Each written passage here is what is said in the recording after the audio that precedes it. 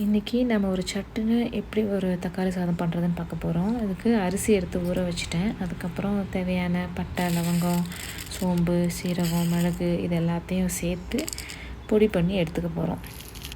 தனியா விட்டுட்டேன், தனியாவும் சேர்த்துக்கோங்க. எல்லாத்தையும் சேர்த்து பொடி பண்ணி எடுத்துக்க போகிறோம். அதுக்கப்புறம் தனியாக வெங்காயத்தை அரைச்சி எடுத்துக்கணும்.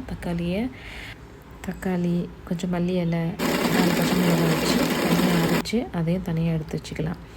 இஞ்சி பூண்டையும் கொஞ்சம் அரைச்சி எடுத்து வச்சுக்கலாம். இப்போது தாளிக்க தேவையான பட்டை, சோம்பு, சீரகம் எடுத்துக்கோங்க. அப்புறம் அரைச்சி வச்ச வெங்காயம், தக்காளி, நம்ம கரம் மசாலா பொடி நம்ம ப்ரிப்பேர் பண்ணது எல்லாத்தையும் எடுத்து வச்சுக்கிட்டு பாத்திரத்தில் எண்ணெய் ஊற்றி தாளிக்கிற பொருளை போட்டு தாளிச்சிடலாம். தாளித்ததுக்கப்புறம் இஞ்சி பூண்டு பேஸ்ட் போட்டு நல்லா வதக்கிடலாம்.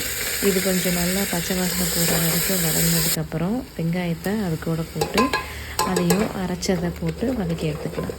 இதுவும் நல்லா வதங்கினதுக்கப்புறம்